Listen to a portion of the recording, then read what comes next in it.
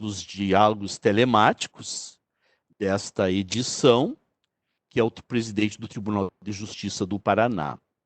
Mas antes de iniciar a nossa conversa com o presidente Adalberto, eu gostaria de fazer uma breve referência, uma homenagem e dedicar o nosso diálogo telemático de hoje ao desembargador Francisco Pinto Rabelo Filho, que infelizmente faleceu em virtude desta pandemia no dia 30 de junho, em Curitiba, e que era um excelente colega, um excelente desembargador, uma pessoa muito bondosa, preparada e que teve toda uma atuação junto ao Tribunal de Justiça do Paraná.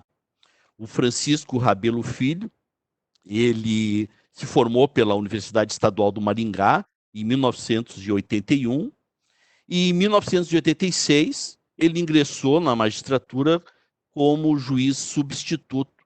E ele atuou por diversas comarcas do estado do Paraná, como na comarca de Cidade Gaúcha, Mandaguaçu, Paranavaí, Ponta Grossa, Maringá, Curitiba. E depois, em 31 de maio de 2006, ele foi promovido a desembargador do Tribunal de Justiça. Então, os nossos sinceros sentimentos e essa entrevista dos diálogos telemáticos promovidos pelo Centro de Estudos do Tribunal de Justiça do Estado do Rio Grande do Sul é dedicado à memória do Francisco. Presidente Adalberto, o senhor gostaria de fazer alguma consideração?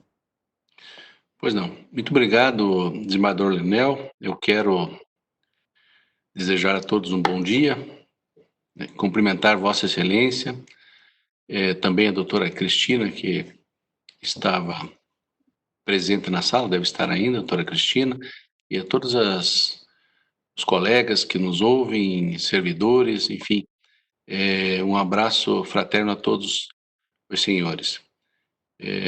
O desembargador Francisco Rabelo era um particular amigo meu. Era uma pessoa extremamente preparada, um magistrado com conhecimento jurídico acima da média. Ele era professor universitário, doutor em direito e muito querido. Seus votos eram votos lapidares, com uma fundamentação exaustiva, uma erudição acima do comum. Foi uma grande perda para todos nós sentimos bastante. Eu conversei com ele na quarta-feira, ele me ligou, ele não estava bem, estava tossindo. Eu conversei com o diretor do nosso departamento médico, que imediatamente disponibilizou a clínica e ele esteve lá para fazer o teste. E, infelizmente, o teste deu negativo. Esse foi o problema. Mas, mesmo assim, ele continuou mal. Posteriormente, fez uma tomografia. A tomografia ficaria pronta dali a alguns dias. O médico receitou a ele, ou indicou a ele comprar um oxímetro. Ele comprou um oxímetro. A saturação do oxigênio no sangue estava baixando, e eu conversei com ele várias vezes para ir ao hospital, e ele foi renitente, não quis ir. Quando foi ao hospital, na segunda-feira pela manhã, me ligou, eu entrei em contato com o diretor clínico do hospital, já estavam esperando ele. Quando lá chegou, não conseguia andar, e a saturação já estava em 50, quando o normal é 100. Foi imediatamente entubado, levado à UTI, e o pulmão dele já estava praticamente comprometido com a doença.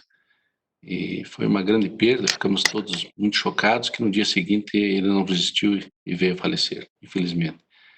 Então, eu tenho dito que nós temos que tomar muito cuidado, não podemos menosprezar esse vírus. Perdemos essa semana também, especificamente no sábado, perdemos também um outro colega, servidor aposentado, que foi secretário-geral do nosso tribunal, Dr. Jorge Cury, também em razão da Covid. Perdemos também, um desembargador perdeu um assessor jurídico na semana retrasada.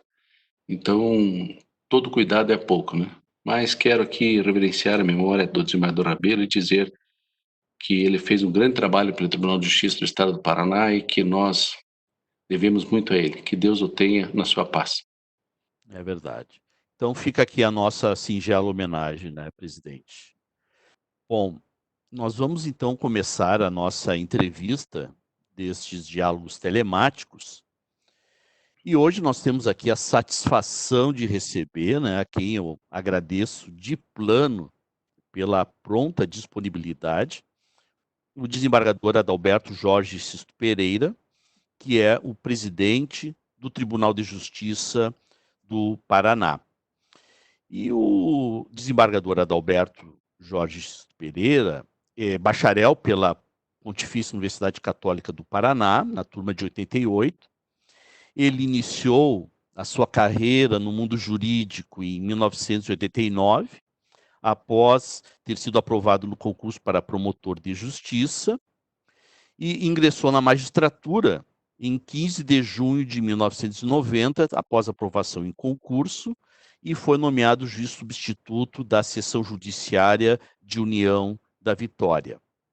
E ele também atuou em diversas comarcas no estado do Paraná, na comarca de Realeza, nas comarcas de Siqueira Campos, Toledo, Ponta Grossa e Curitiba.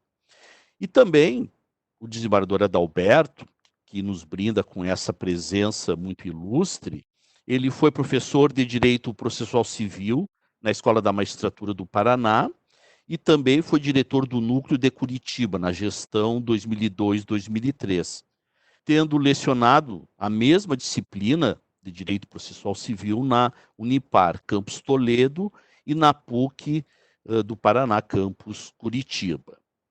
O presidente Adalberto também exerceu ainda o cargo de conselheiro da Escola dos Servidores de Justiça Estadual, no biênio 2007-2009, foi auxiliar da Corregedoria Geral de Justiça e da presidência do Tribunal de Justiça também na gestão 2003-2004.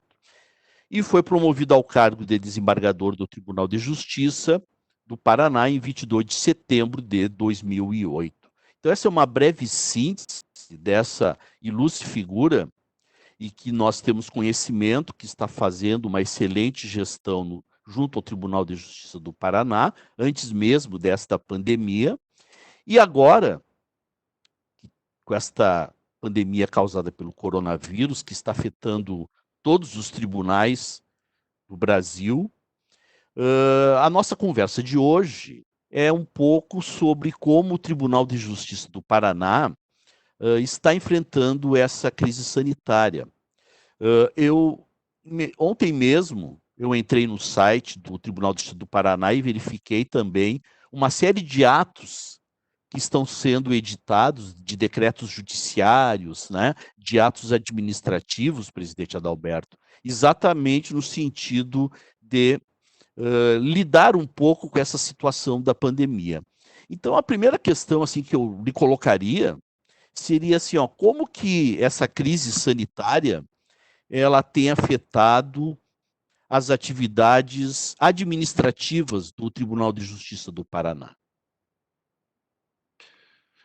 Pois não. Muito obrigado, desembargador Leonel. Eu quero, em primeiro lugar, dizer que é uma honra muito grande para mim participar deste evento. Primeiro porque eu quero dizer, e sem nenhuma demagogia, digo isso sempre, o Tribunal de Justiça do Rio Grande do Sul, eu reputo um dos tribunais mais bem equipados e com mais magistrados capacitados do Brasil. Eu entendo que é um tribunal de vanguarda, muitas teses que os colegas aí do Tribunal de Justiça do Rio Grande do Sul iniciaram, hoje consolidam a jurisprudência dos tribunais superiores.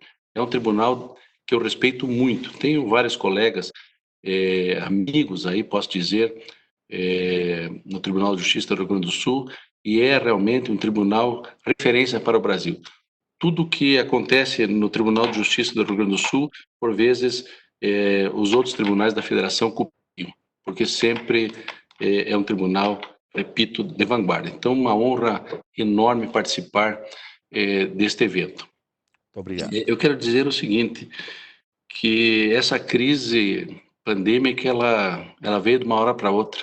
Lembro-me que nós estávamos no encontro e eu tenho feito encontros regionais com os magistrados, estava fazendo encontros regionais com os magistrados a cada trimestre, discutindo as melhoras, críticas, ouvindo críticas de servidores, de magistrados, e quando veio a notícia de que nós tínhamos que nos preparar porque a pandemia estava vindo para o Brasil e era uma situação, como é efetivamente, muito grave. E de uma hora para outra tivemos que nos preparar, nos preparar. Ainda bem que aqui no Paraná nós temos, e aí eu puxo minha sardinha para nossa brasa, né?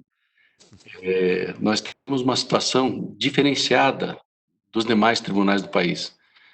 Aqui no Paraná, em razão de que o nosso Projude, nós iniciamos o processo eletrônico em 2007, então nós chegamos num nível muito bom do processo eletrônico.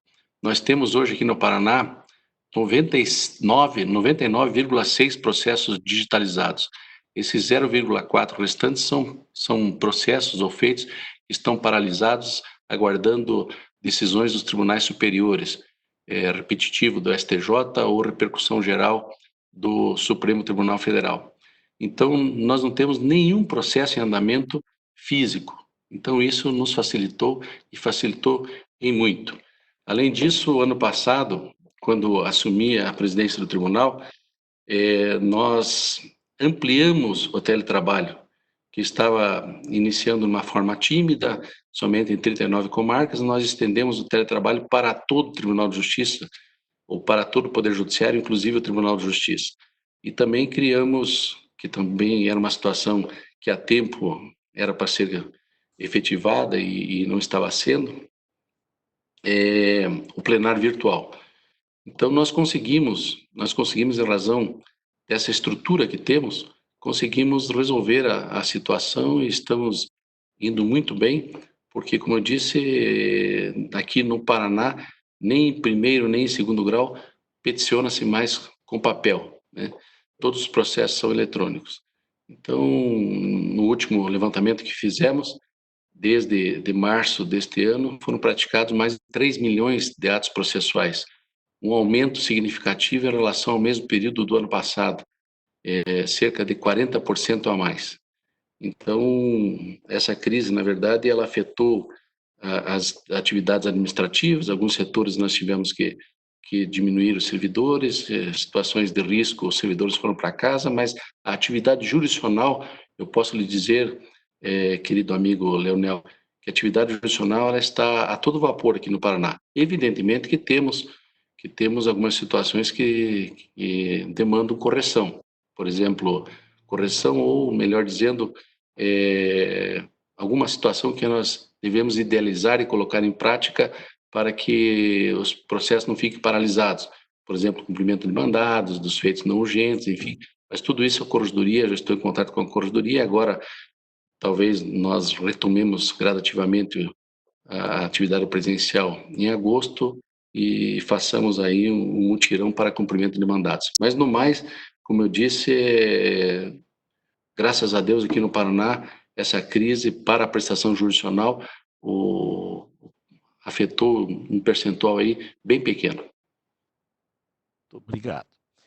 Presidente, até inclusive eu vi, se eu não me engano, eu acho que o último decreto judiciário é o 303 de 2020, de 9 de junho de 2020, né, que eu acho que é o que foi o último ato administrativo que Vossa Excelência editou e que exatamente determinou, então, o fechamento dos fóruns e do Tribunal de Justiça. Então, hoje a realidade no Paraná, tanto do primeiro grau quanto do segundo grau, é a suspensão das atividades físicas e o investimento que o Tribunal de Justiça tem feito no teletrabalho. Seria isso, então, né, presidente?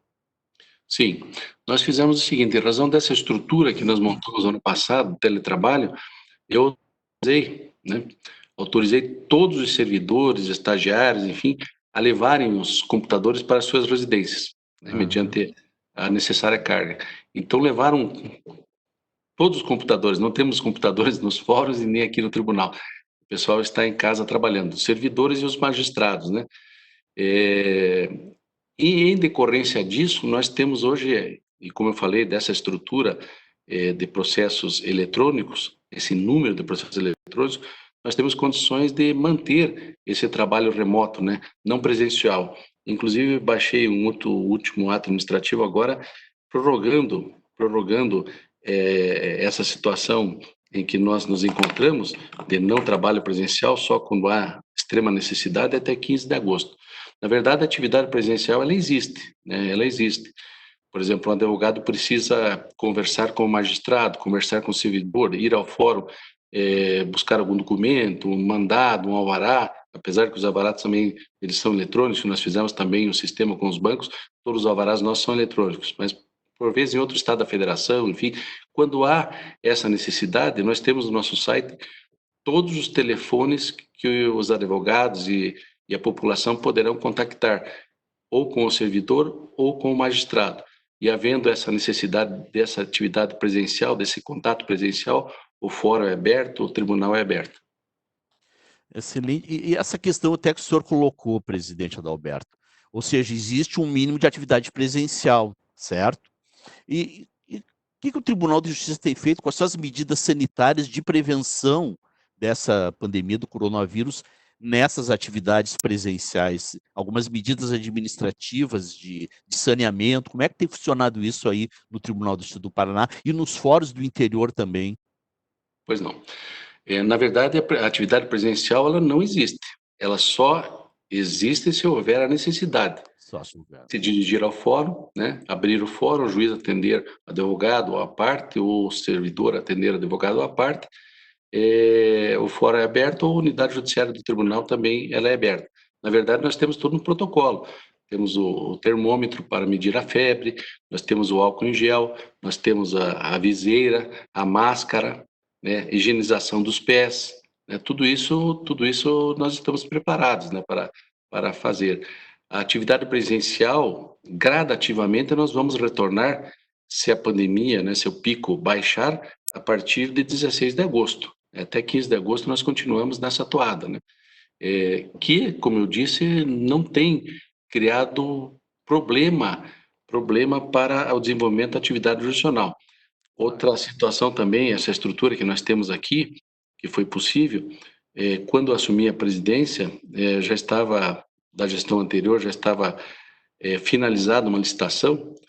Todos os fóruns, todas as nossas unidades judiciárias contam hoje com equipamento de videoconferência. Todos os fóruns. Então, os juízes estão realizando as audiências da sua residência, da sua residência. Disponibilizei mais de 1.000 equipamentos de videoconferência para a polícia. Nós temos aparelhos de videoconferência nos presídios, nas delegacias de polícia. Então, os juízes estão realizando da sua residência a audiência e os advogados nos seus escritórios. Excelente, realmente a estrutura é muito boa aí, né? Excelente no Tribunal de Justiça do Paraná. E uma curiosidade, presidente Adalberto, nós estamos nesse processo de pandemia mais ou menos desde março, né? De 2020. Quando que o Tribunal de Justiça do Paraná resolveu instituir esse regime de teletrabalho mesmo, né? Suspendendo basicamente as atividades presenciais? Desde quando? O teletrabalho, como eu disse, esmagador Leonel, o teletrabalho, ano passado, quando eu assumi, o teletrabalho ele estava, na verdade, engatinhando, vamos dizer assim, né? Sim. Somente 39 comarcas do estado estavam com teletrabalho. Hoje, o Paraná inteiro, todas as comarcas e o tribunal também em teletrabalho. Isso nos possibilitou que em março, quando começou realmente a pandemia aqui no Brasil, em março eu pude pegar e decidir autorizando a todos levarem seus computadores para as suas residências, né? Desde Então foi, março. na verdade, em março. O problema é, na verdade, né, desembargador, eu não sei, parece-me que o Rio Grande do Sul não tem essa gama de processos eletrônicos, né? Eu vejo, né, e tenho pensado nisso, a situação dos tribunais que ainda tem processos físicos. Esse é um problema sério, né, mas muito sério. Eu até falei esses dias com o vice-presidente e disse, graças a Deus que nós não temos mais processos físicos aqui no Paraná, porque esse é um problema seríssimo. Como que o servidor vai manusear o processo físico? Ali é um vetor de disseminação do vírus, né? O cuidado que tem que se ter com isso, né?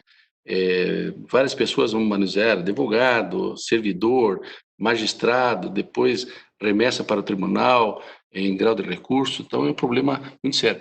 Por isso que eu disse, é uma situação diferenciada que nós temos aqui, que nos possibilitou estar na situação em que nós estamos, né? Claro, eu tenho dito isso sempre também, com muita humildade, sem nenhuma vaidade, eu não tenho vaidade, não fui eu que fiz isso.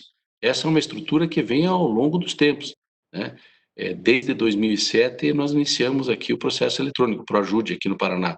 Então, os outros presidentes, os outros diretores, os outros gestores, cada um a seu tempo foi tendo sua parcela de contribuição e hoje nós chegamos no pé em que nós estamos. Então, nós devemos isso a todas as administrações que passaram aqui pela presidência do Tribunal de Justiça. Presidente Adalberto, me diga uma coisa, como é que vocês implementaram, porque essas vezes também é uma dificuldade, até para nós aqui no Tribunal do Rio Grande do Sul, até nós acertarmos, a questão das sustentações orais nas sessões dos órgãos jurisdicionais. Como é que vocês lidaram com isso? Na verdade é o seguinte, o ano passado, quando eu assumi, eu fiz uma reformulação, fizemos uma licitação para trocar todos os equipamentos das salas de sessões, e do pleno, inclusive, né?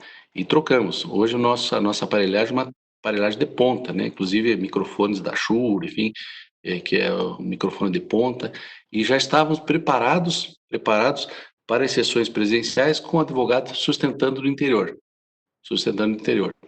Veio a pandemia e daí nós recebemos do CNJ essa plataforma que Webex, estamos agora, é o Epix, o Webex Cisco, né? Cisco, né? O Uhum. Cisco, e não temos dificuldade nenhuma. O advogado entra na sala, faz sustentação oral normalmente. Está funcionando muito bem. E isso, inclusive, em sessões maiores, então, porque eu imagino, quantos desembargadores são do órgão especial? Nós somos ao todo aqui no Paraná em 120 desembargadores.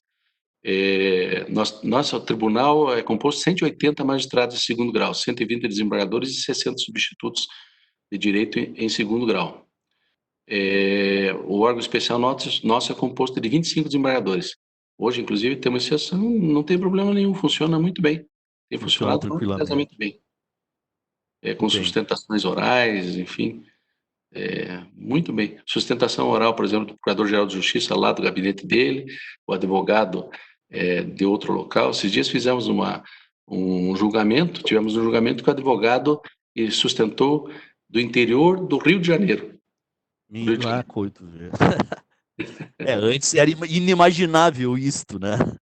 É uma situação, e todos estão gostando, né? Gostando, e inclusive nós tivemos no início nós tivemos um pouco de resistência com o pessoal mais antigo, né? Que nós mesmos, né? Acho que somos da mesma geração, Leonel. Sim. Nós mesmos não fomos educados, né? Com o smartphone, né? Eu vejo que as crianças hoje, eu tenho netinho, o meu netinho já pega o smartphone e já sabe mexer no smartphone. Nós fomos criados no papel, né? No papel, escrevendo, enfim. Então, é normal que os magistrados mais antigos, os mais velhos, desembargadores, no começo eles tiveram uma resistência.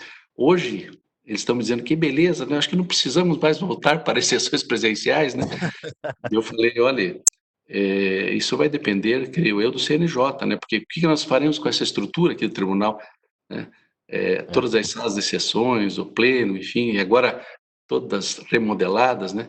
Eu creio que a hora que passar a pandemia, nós haveremos de retornar para as sessões presenciais com a possibilidade do advogado sustentar do interior.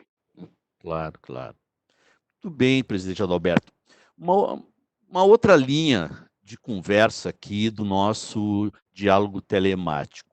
No plano jurisdicional, aqui no Tribunal de Justiça do Rio Grande do Sul não é diferente, né? Tem crescido uma série de demandas, né, jurisdicionais a respeito da Covid-19. Né? Por exemplo, eu vi uma decisão relativamente recente aí do Tribunal do Distrito do Paraná, do desembargador Luiz Taro Oyama, que discutia exatamente a questão do lockdown inteiro no estado do Paraná, né? Ou seja, a litigiosidade aumentou consideravelmente em virtude desta pandemia do coronavírus. Como é que tem sido esse panorama da atividade jurisdicional aí no estado do Paraná e no Tribunal de Justiça, senhor presidente? Pois não, Leonel, eu gostaria não sei se está no rol das suas perguntas, mas gostaria de depois dizer o que nós estamos trabalhando aqui no Paraná com relação à tecnologia da informação, a inteligência artificial que nós estamos trabalhando, a automação. Tá. Depois, se você Podemos. quiser fazer essa pergunta, eu gostaria de dizer, porque é uma situação, inclusive, nós podemos passar para quem quiser, e nós estamos todos juntos, o judiciário deve ser unido, né? E está funcionando muito bem aqui. Adiante, eu gostaria, se você me brindar com essa pergunta, eu gostaria de fazer algumas considerações. Claro, com certeza. Tocante a essas políticas públicas, eu fui, antes de assumir a presidência, eu fui desembargador de uma Câmara de Direito Público e lá trabalhei por cerca de 10 anos. Na verdade, Leonel, nós somos, como eu disse, da mesma geração. Como era bom antes de 1994, quando ajuizava-se uma demanda judicial em que se discutia construção de escolas, vagas em creche, construção do hospital, e o que nós dizíamos, né? Princípio da separação dos poderes e o judiciário não pode intervir. Lembra-se? Lembro, claro, recordo.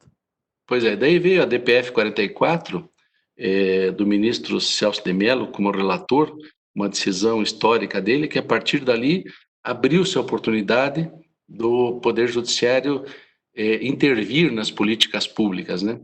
Desde que houvesse problema no sentido de um direito fundamental do ser humano estar sendo violado por uma omissão do poder público, o judiciário poder intervir. E daí nós começamos a intervir e trabalhar com as políticas públicas, né? É normal, eu dizia sempre isso na Câmara de Direito Público, quando estava lá a julgar, é normal que quando você dá uma atribuição ao ser humano, o ser humano começa a querer mais, né? A querer mais e tal, e ele vai indo e vai se miscuindo, quando vê, tomou conta de tudo, né?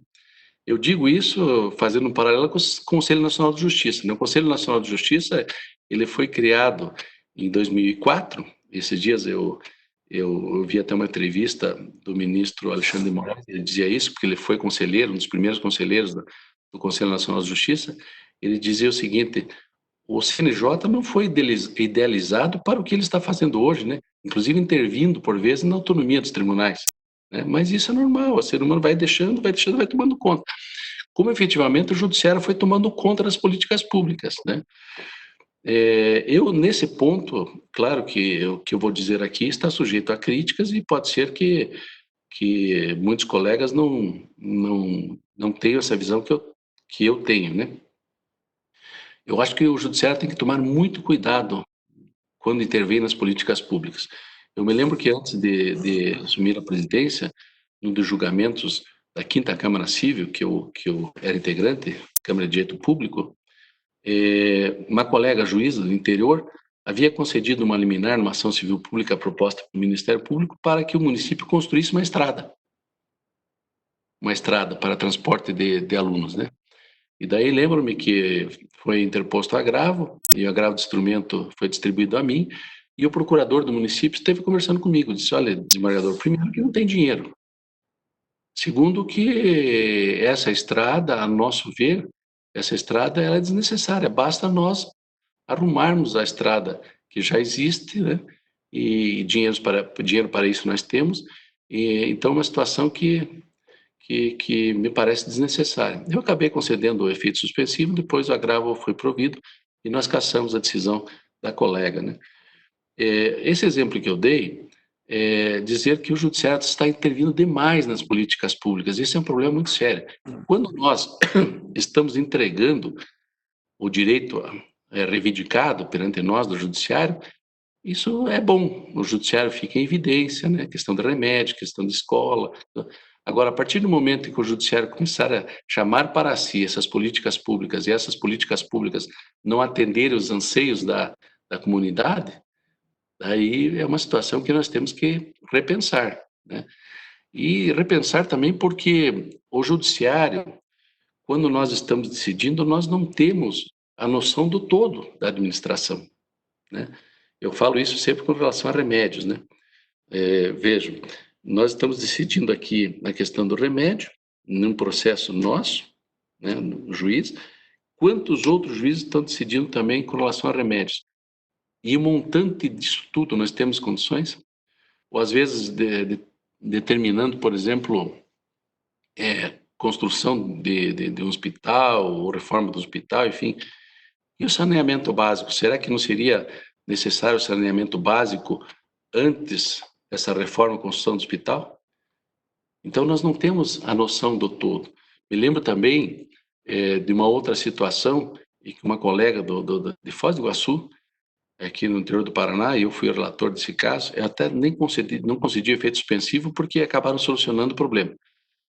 Mas ela mandou bloquear o dinheiro da publicidade e transferi-lo para a manutenção e estruturação, melhor dizendo, de uma UTI neonatal. Claro que o propósito é extremamente humano, enfim, e justo, né, o propósito. Mas eu pergunto, o judiciário fazendo isso, retirando de uma rubrica do orçamento um dinheiro, transferindo para outra atividade, eu pergunto com base no quê? Da inconstitucionalidade da lei de diretrizes orçamentárias? E daí fiquei pensando, quando este feito viesse ao tribunal, né, digamos, tivesse que julgar, viesse ao tribunal, o tribunal realizar a reserva de plenário e mandar para o órgão especial. Como que o órgão especial ia decidir isso? Com base na razoabilidade? Saber e dizer, então, que o dinheiro do orçamento que foi destinado a cada rubrica estava errado? Quer dizer, então, são situações que nós temos que repensar. Então, eu disse tudo isso, meu querido amigo Leonel, disse tudo isso para chegar no ponto da sua pergunta, né? Eu acho que nós temos que ter muito cuidado com relação a essas decisões que estamos tomando no tocante à pandemia. Eu acho que nós temos que deixar esse problema, salvo situações extremamente críticas, extremamente difíceis, enfim, uma omissão do poder público, mas deixar a resolução, né, a responsabilidade pela tomada dessas decisões ao administrador. Primeiro porque o administrador ele tem condições de saber dados técnicos da evolução do vírus em determinado local, né? Se a pandemia, o surto está baixando, está aumentando, enfim, ter muita cautela com relação a isso, né? Esse caso que se falou do lockdown, um colega nosso lá do Maranhão acabou decretando lockdown, né? O lockdown em uma cidade lá do Maranhão. Pois bem, vejam a situação, né? Hoje a pandemia faz com que nós tenhamos aí um conflito muito grande e muito sério da saúde pública com a economia. Né? Eu tenho dito que nós temos que preservar e temos que nos valer das opiniões ou dos dados técnicos dos profissionais de saúde, das autoridades de saúde. Mas é uma situação difícil porque, vejam, o comerciante neste momento, o empresário, neste momento ele tem dois medos, eu tenho dito isso. O medo de contrair a doença e o medo de falir, ir à bancarrota, né? Então, qualquer decisão que se tome neste momento é uma decisão extremamente difícil, que não vai agradar a todos, né? Mas, como eu disse, eu acho que nós temos, quando lidamos com políticas públicas, nós temos que ter muito cuidado e verificar se é caso mesmo do judiciário pegar, intervir, modificar uma decisão do gestor público. Essa é a minha opinião, que, claro, pode ser que você não concorde, vários outros colegas não concordem, mas eu acho que nós devemos ter muito cuidado com isso. Não, claro, não há dúvida. E me diga uma coisa, presidente, em virtude desse período, houve um aumento na litigiosidade específica sobre essas questões que seja ao ponto de detectar um número de casos judiciais que ingressaram no Poder Judiciário aí do Paraná? Sim, aumentaram. Não especificamente com relação à política pública, né? Política pública, por exemplo, o nosso governador agora baixou um decreto que a vigência dele vai até amanhã, ou quarta-feira. Não determinando lockdown, mas uma quarentena mais rígida em determinadas regiões do estado.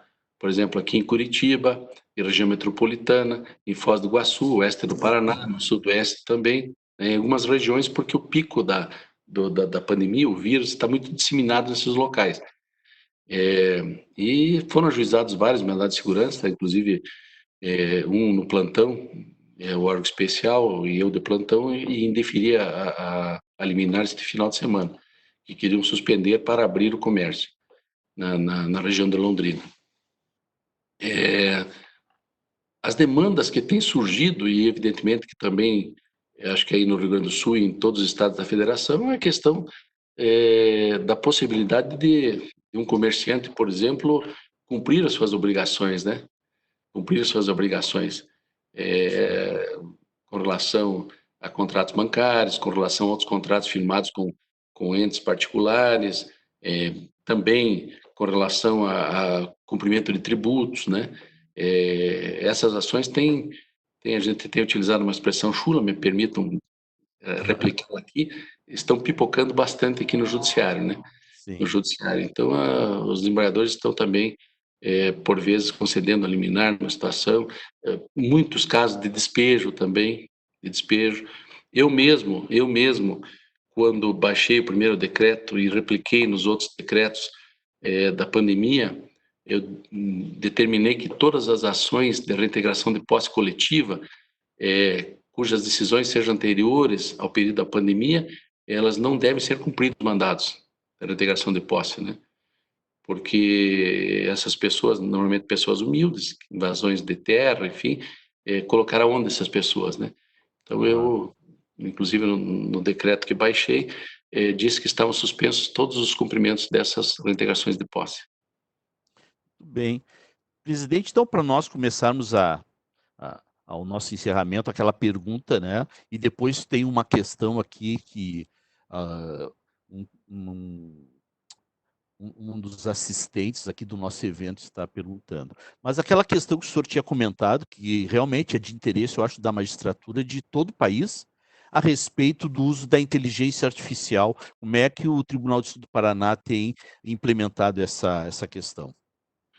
Pois é, eu tenho dito o seguinte, Leonel, eu acho que nós temos que ter hoje uma visão diferenciada da administração, de gestão da coisa pública, principalmente no Poder Judiciário.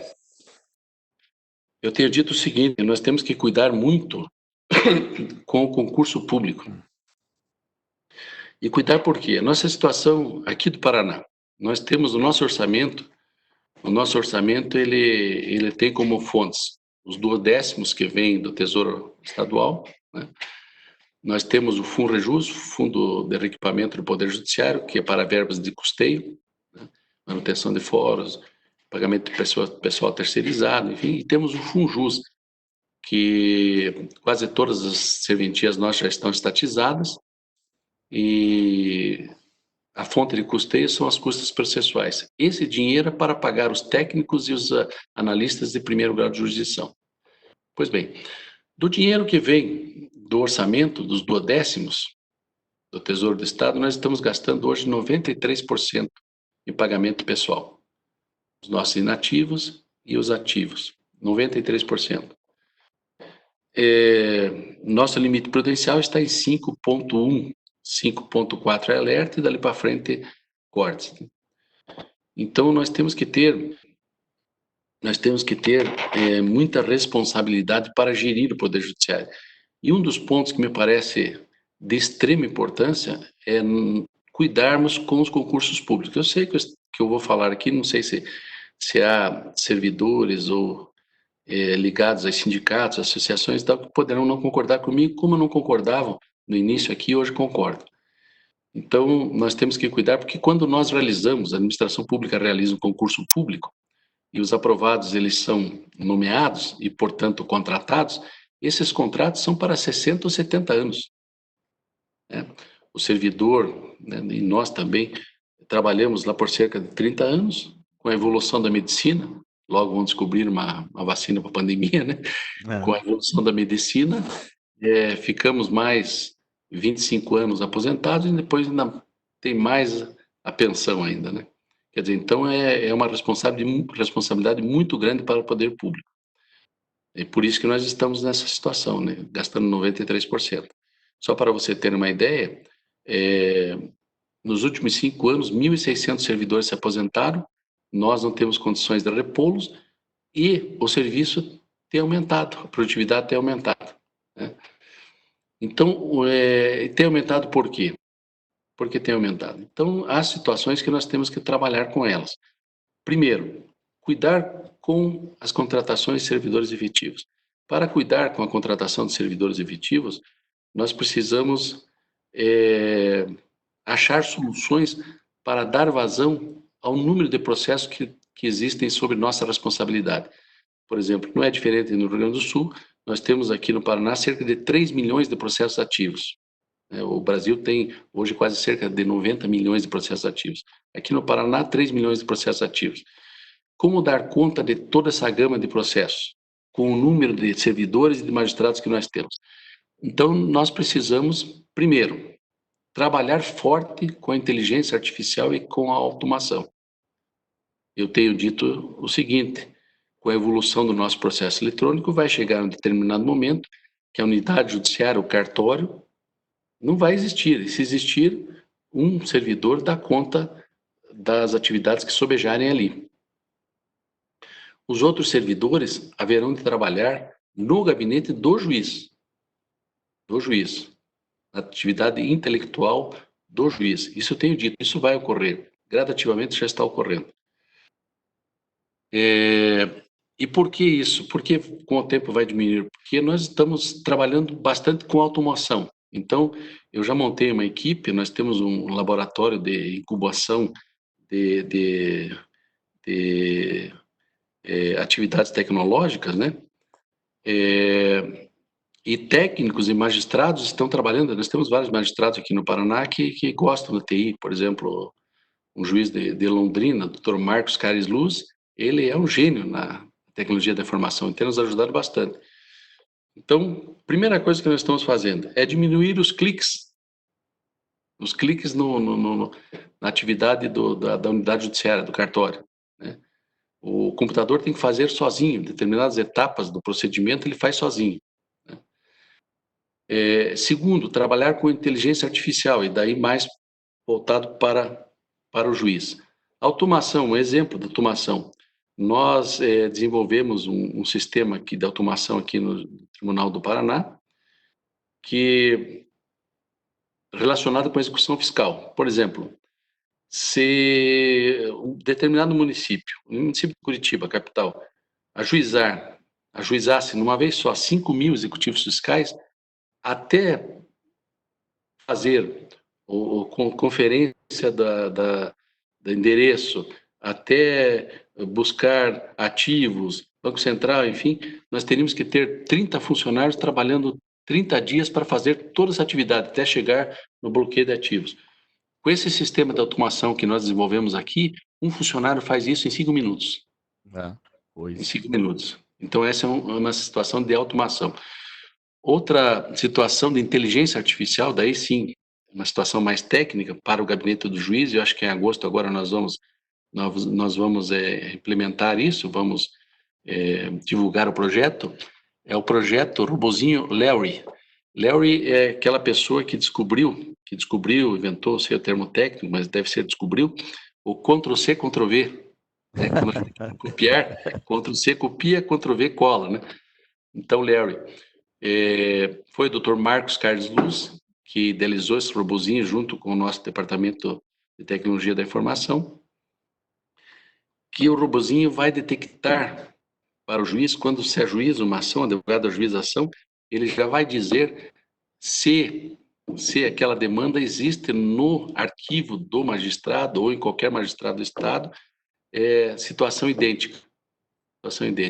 E daí o próprio robozinho já vai dar a solução, o despacho para o juiz, e ao final, depois a sentença. Ele mesmo já vai fazer a sentença com base nos arquivos que o juiz possui.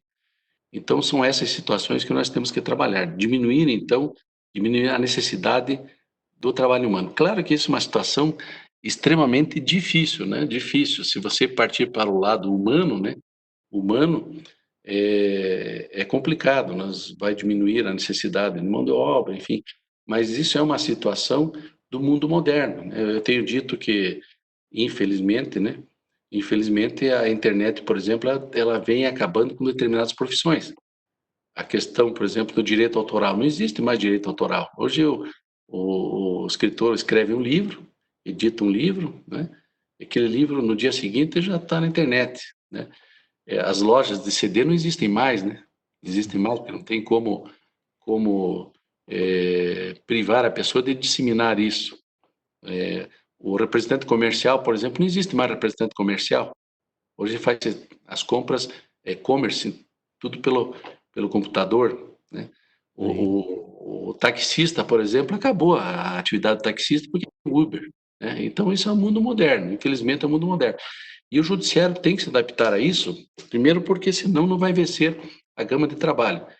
Segundo porque, né, o custo é muito caro. O custo é muito caro.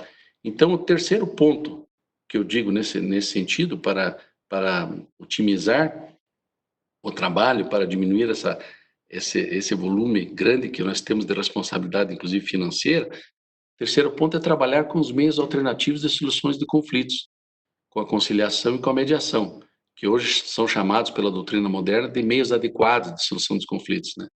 Então, aqui no Paraná, por exemplo, nós instalamos mais de 150 sejusques. Nós estamos trabalhando com os sejusques.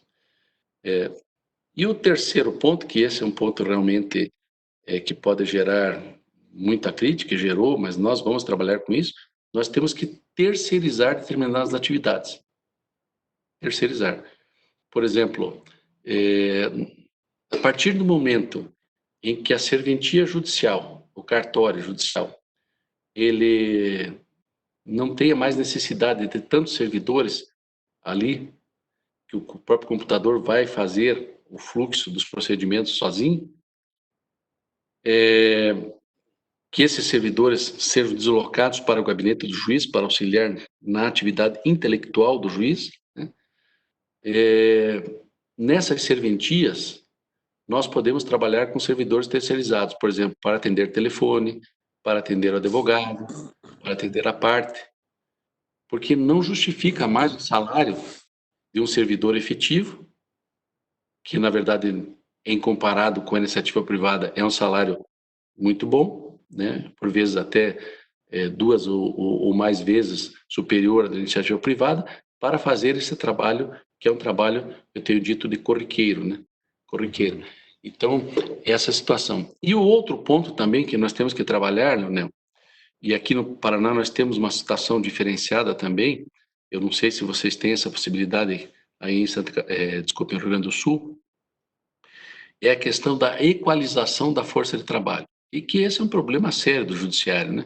Equalizar a força de trabalho, para que todos trabalhem mais ou menos de forma igual, né? Nós temos no nosso Código de Organização Judiciária aqui uma grande possibilidade, que eu até falei na sessão do ano passado, que eu levei várias resoluções para serem aprovadas e foram aprovadas, que muitos não estavam utilizando, né? As administrações não estavam utilizando, que é uma ferramenta excelente para nós.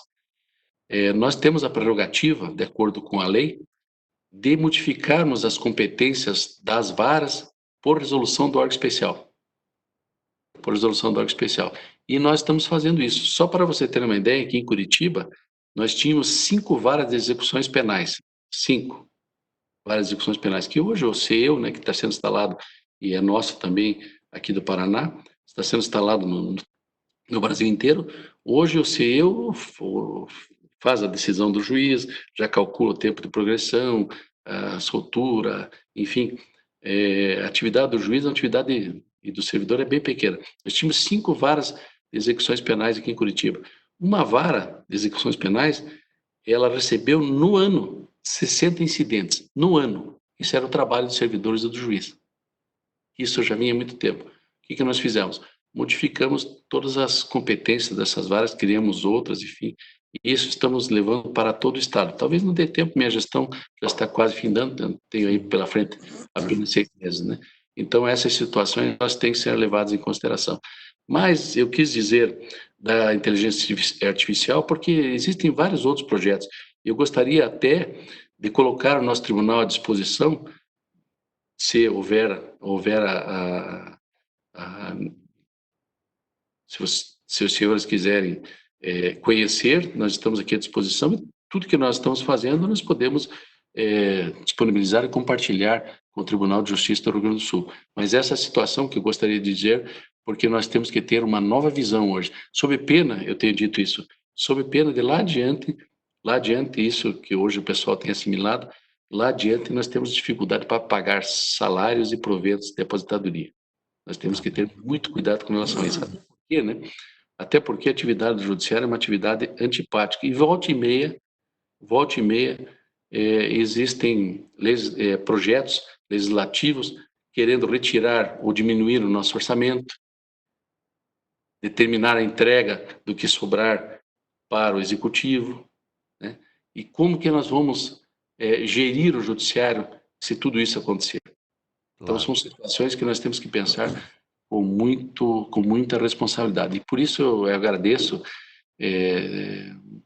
a gentileza de ter me feito essa pergunta, porque eu gostaria de expor isso aí, que é uma situação que nós temos que tomar muito cuidado para frente. E a situação do Rio Grande do Sul, ela não é diferente, penso eu, do Paraná, né? Eu até brinco aqui, né? Nós fazemos parte dos tribunais de grande porte. Eu digo aqui no Paraná que nós somos o quarto, vocês dizem que são o quarto, então ou nós somos o quarto e vocês o quinto, ou vocês o quinto e nós o quarto, né? Mas, na verdade, são os maiores tribunais do país. São Paulo, Rio de Janeiro, Minas Gerais, Paraná ou Rio Grande, ou Paraná ou Rio Grande. Então, são os 5 maiores tribunais do país. Eu acho que o tribunal de vocês é maior do que o nosso, mesmo nós estamos em 5º lugar. Então, são tribunais que para geri-los, a responsabilidade é muito grande. Ah, com certeza. Presidente Adalberto, então só para nós já encerrarmos, tem um questionamento aqui do Gilson Mar, que diz respeito um pouco com isso que nós comentamos aqui, que o senhor tão bem falou, a respeito da utilização do processo eletrônico, né, que há muito tempo o Tribunal de Justiça do Paraná já vem implementando isso. E neste período agora de pandemia, em que nós não temos, portanto, o trabalho presencial, o questionamento que é feito é como é que tem sido realizado o apoio aos usuários externos, né? Do processo eletrônico, que é por e-mail, por telefone, ou existe uma equipe de servidores que presta esse auxílio a terceiros e a pessoas que utilizam esse serviço do processo eletrônico. E como o senhor muito bem colocou, nós não estamos acostumados ainda, né, talvez. Nós temos uma equipe de apoio. Se o usuário externo, por exemplo, o cidadão, ele não conseguir acessar, precisar ir até o fórum, não conseguir, embora todos os telefones e todos os e-mails, todos os contatos, WhatsApp, enfim, estejam no nosso site, mesmo que não consiga, tem uma equipe de apoio de plantão aqui no tribunal que resolve isso, né? O advogado também, enfim, quem não conseguir esse acesso, nós temos uma equipe de plantão aqui. Agora, posso lhe dizer com toda segurança, né? Todas as audiências estão sendo realizadas, algumas exceções, né? O problema das audiências, mas eu conversei com o presidente da Ordem dos Advogados do Brasil, seção aqui do Paraná, doutor Cássio, e ele foi muito gentil e conversou com um ofício circular para todas as subseções, para os advogados terem a compreensão, porque o problema que ocorre hoje é que se o fórum está fechado, nós não temos a sala passiva, né? A sala passiva é só para ouvir a testemunha. Então, por vezes, a testemunha ela está em casa, né? No seu aparelho. Então, o risco, o temor é da incomunicabilidade da testemunha, né? Sim. Mas daí o doutor Cássio conversou com os advogados, para os advogados efetivamente serem assim, complacentes com relação a isso, conversaram com outro colega lá e tal, para efetivamente a ética aí, ela prevalecer e para que nós não tenhamos esse problema, né? Estamos baixando um ato administrativo, está no forno esse ato administrativo, para que, com base no artigo do Código do Processo Civil, se não me fala 190, para a memória, que trata do negócio jurídico processual, para que a instrução seja feita no próprio advogado, o próprio advogado faça no escritório dele a instrução e depois leve para o processo, né? Essa é uma situação também que conversamos bastante com a Ordem dos Advogados do Brasil, para que isso ocorra, né? E é possível, desde que os advogados estejam de acordo, os pais estejam de acordo, que essa instrução seja feita no escritório do advogado por intermédio do negócio jurídico processual e esse material seja levado ao Poder Judiciário também. Tudo isso é uma modernidade que nós temos que trabalhar, né? Claro, claro. Então, presidente, lhe agradeço muito, né? Foi muito enriquecedora essa nossa conversa aqui com Vossa Excelência, né? Eu sei das suas inúmeras tarefas como gestor de um tribunal do porte, do Tribunal de Justiça do Paraná. Então, eu só tenho a lhe agradecer em nome do Centro de Estudos, cujo coordenador geral é o desembargador Rogério Gesta Leal, é o nosso coordenador geral do Centro de Estudos. Eu sou coordenador adjunto da área do Direito Público. Então, nossos sinceros agradecimentos. Foi muito proveitosa essa manhã. E eu também, a todos aqueles que estão assistindo, né? Espero que tenham aproveitado e com certeza foi algo de muito valor, exatamente neste período de pandemia pelo qual estamos passando. Então, eu lhe agradeço muito e profundamente, presidente. Eu é que agradeço, e como disse, repito, Tribunal de Justiça do Rio Grande do Sul é um tribunal de vanguarda. Eu mesmo, a época em que estudante, e já se vão 30 anos, de magistratura, quando estudante, já se falava muito bem do Tribunal de Justiça do Rio Grande do Sul, que era um tribunal de vanguarda, um tribunal que primava sempre pela correção de seus atos administrativos, jurisdicionais, enfim. É um exemplo para o Brasil, não é demagogia que estou falando, sempre falei isso. E tenho, inclusive, muito do que foi feito pelo Tribunal de Justiça do Rio Grande do Sul, eu tenho trazido aqui para o nosso tribunal. Isso é um orgulho para nós, brasileiros, e principalmente para nós aqui sulinos, né? Sulinos. É verdade. Então, agradeço ao desembargador Leonel essa oportunidade. Por gentileza, peço a Vossa Excelência que transmita o meu abraço ao desembargador Rogério Leal e também ao desembargador Voltaire, que é o presidente do tribunal. A minha admiração, o meu respeito por todos. Agradeço a doutora Cristina também, que estava agora no vídeo. Dizer que estamos à disposição. O que os senhores precisarem, nós estaremos aqui à disposição. Embora como quartos. Tribunal Tá do País. E nós aqui, o que o senhor precisar aqui do Centro de Estudos, do Tribunal também, estamos aí à disposição, né? Muito obrigado. Foi uma honra muito grande, uma satisfação. Tá bom. Então, muito obrigado, presidente. Que agradeço. Tá bom. Um abraço e bom dia, bom trabalho. Boa sessão do órgão especial hoje. Muito obrigado. Um abraço para todos aí. Felicidades, viu? Tá bom. Um Uma ótima abraço. semana, Obrigado. desembargadores. Se cuide.